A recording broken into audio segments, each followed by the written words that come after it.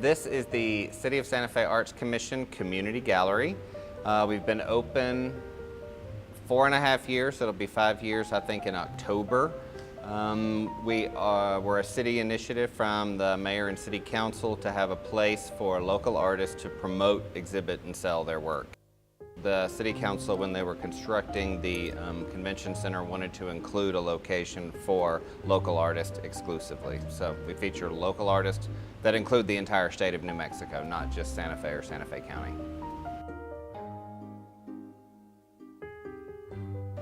Right now I have probably 600 artists, roughly, maybe 650 by now.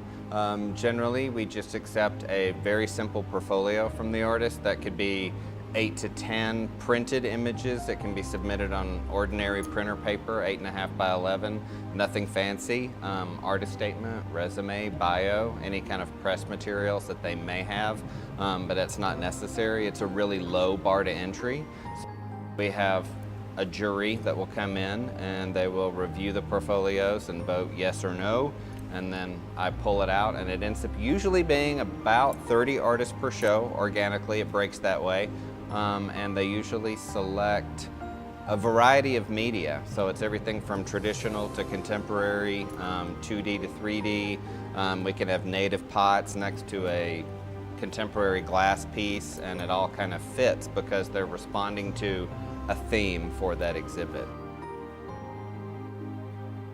The current exhibit is Cumulus Skies, and it's a commentary on the modernist aesthetic in New Mexico.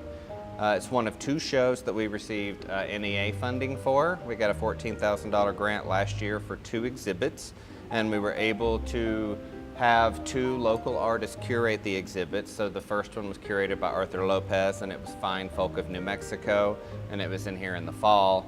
And we were able to pay them a stipend, and then a local painter, Larry Fodor, curated this exhibit.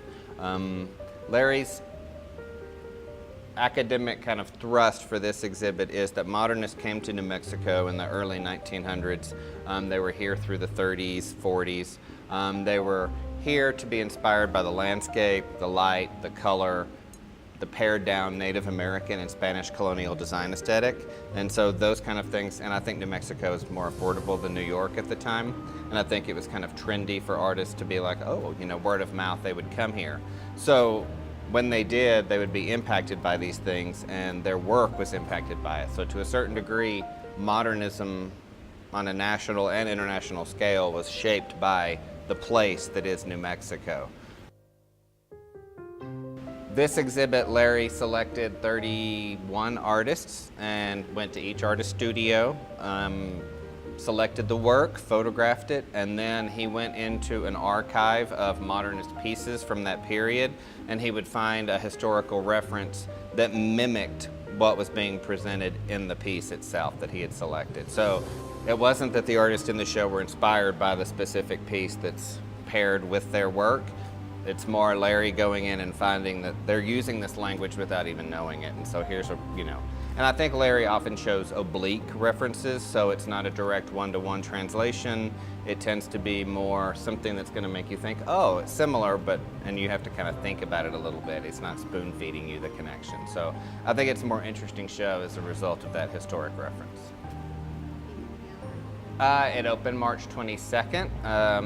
I think we probably broke fire codes at the opening. Normally we have them well attended, but this one, we normally have swells and it goes, but this one it just swelled and stayed. So it's been very popular. I think it's touching the community in a different way than Arthur's show did. Arthur's had a completely different aesthetic and feel and a completely different cast of characters, and I think it touched the community in a different way than this one. This one runs through June 7th, so you really don't have much time left. There's 1 week, but it's a great show, and we have brochures for the show, and I think we're going to be producing hopefully a brochure that kind of commemorates both of the exhibits in one place so that we can kind of give the NEA its credit and also the 2 fine curators who did a great job.